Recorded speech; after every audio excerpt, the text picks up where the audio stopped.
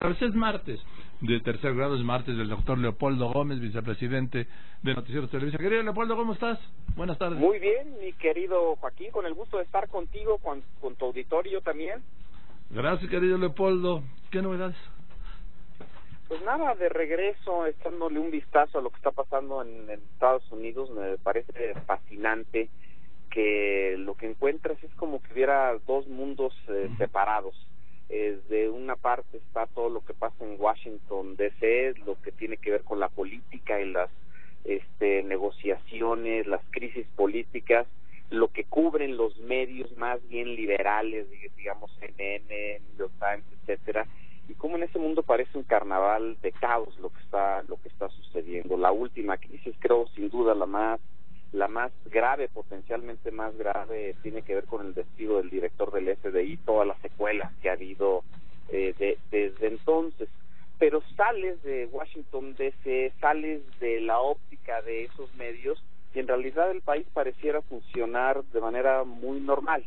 De hecho, en esta crisis del despido del director del FBI, que es muy importante porque podría interpretarse, y de hecho se ha interpretado como un intento para descarrilar las investigaciones sobre la influencia rusa en la campaña de Trump precisamente.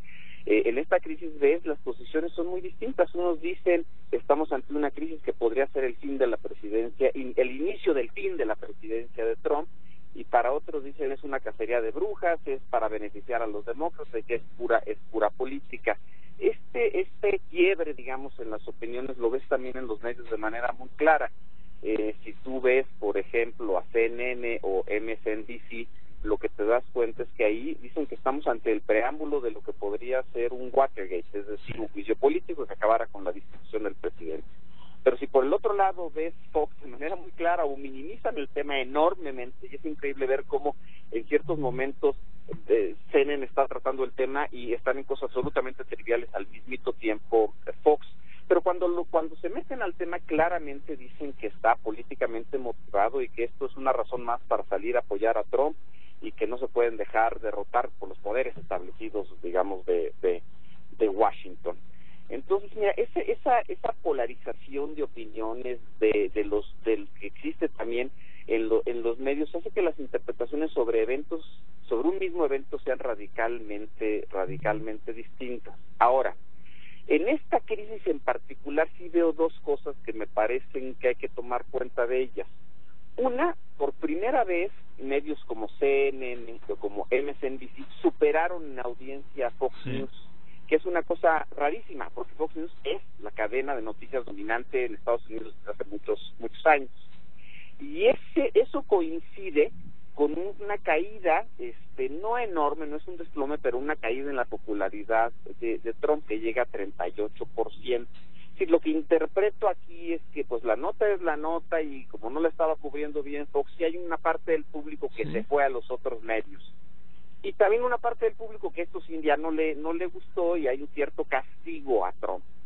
Pero aún así, Joaquín, lo que ves cuando te metes a los datos es que cerca de 80% de los republicanos, la gente que se identifica como republicana, siguen apoyando a Trump. No creen en estas cosas, dicen que son fake news, noticias falsas. Es decir, todavía tiene un apoyo muy consolidado dentro de los republicanos. Por eso, a pesar de la gravedad que sí creo que tiene este asunto, no pienso que estemos ante el inicio del fin de la presidencia de Trump.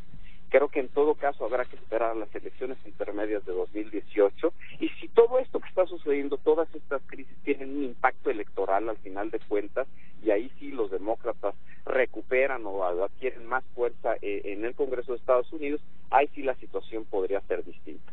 Porque mientras Trump tenga el apoyo de la base republicana, pues los legisladores republicanos más bien van a estar con él, no se van a ir en contra de él y por lo tanto no tendría ninguna lógica pensar en un proceso de juicio político hacia Trump aquí. Sí, es que tienes tú toda la razón, es decir, él solo trabaja y solo se apoya y solo escucha a su grupo duro, a su apoyo. Y a los demás es fake news y es despreciable y es un complot, ya dijo, y es el peor ataque contra un político en la historia de Estados Unidos, suponiendo que Trump sea un político, ¿sí? Exactamente, dice que ningún presidente había sido criticado tan fuertemente como lo ha sido él. Y de hecho te voy a decir una cosa que es interesante. interesante, Joaquín. Acabo de ver un estudio que de Harvard precisamente analizan los primeros 100 días de muchos presidentes y ven qué tipo de notas han dado. Y sin duda Trump es el que ha tenido, digamos, la prensa más negativa que jamás haya registrado. No quiere decir que sea deliberadamente negativa, sino significa que pues ha dado notas que en sí mismas son negativas. Por ejemplo, le rechaza las Cortes su orden ejecutiva que tiene que ver con la migración y los musulmanes. Bueno, esa es una nota negativa. Es decir, él le ha dado muchas notas que sustancialmente son negativas. Pero a pesar de eso, Joaquín, es justo lo que decías, a pesar de eso, no se le desploma el apoyo dentro de su base.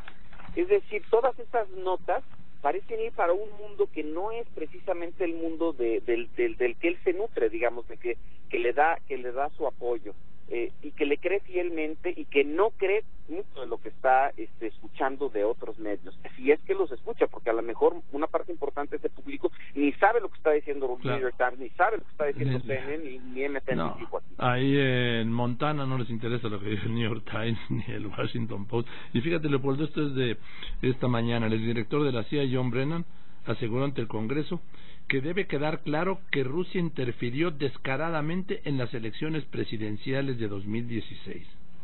Es una revelación más en el mismo sentido, Joaquín. Y en efecto, ya está diciendo, sí supe que había inteligencia en ese sentido, de la interferencia rusa en el proceso electoral, y no solo eso, sino a favor de la campaña de Donald Trump. Esto se acumula al despido del director del FBI, después a todas las distintas versiones de por qué había salido y quién había dicho que saliera, si era desde la oficina del Departamento de Justicia o si era el propio Trump el que había dado la orden, sin más. Después todo el tema, Joaquín, de memos que se empiezan a filtrar de el exdirector del FBI, en donde dice, hay que tener cuidado con Trump. Después las filtraciones, ¿te acuerdas, Joaquín, de que le dijo cosas que no debe haberle dicho, de seguridad, secretos de seguridad nacional al embajador ruso? Ahora esto, es decir, es una secuencia de eventos que en realidad tú los ves así, dices, no, pues sí está en una crisis monumental, y en efecto podríamos estar ante una situación como Watergate. Pero por otro lado, te desprendes de eso y ves cómo lo está viendo una parte importante del público americano y del medio que representa ese público, y la situación es radicalmente distinta, es casi esquizofrénico. Fíjate, y hace un momento el director nacional de inteligencia, Dan Coats, evitó confirmar si fue presionado por Trump para que dijera que no hubo coordinación entre su campaña y los rusos, aunque dejó abierta la posibilidad de hacerlo en el marco de la investigación. Exacto, esto está empezando, Joaquín, y vamos a escuchar muchas declaraciones en ese sentido. Ya cuando vaya a testificar el exdirector del FBI, pues será otro tema muy muy interesante. Habrá que estar viendo qué tan delicado es lo que dice, y insisto, y cómo se interpreta desde los dos digamos campos, ¿no? El de los medios tradicionales y el campo de Fox y los seguidores de Trump. Así es, querido Leopoldo, pues muchas gracias, como todos los martes de tercer grado, te mando un abrazo y nos vemos luego. Gracias a ti, otro gran abrazo. Gracias, que estés muy bien, Leopoldo. Querido Leopoldo, el doctor Leopoldo Gómez, vicepresidente de Noticieros Televisa.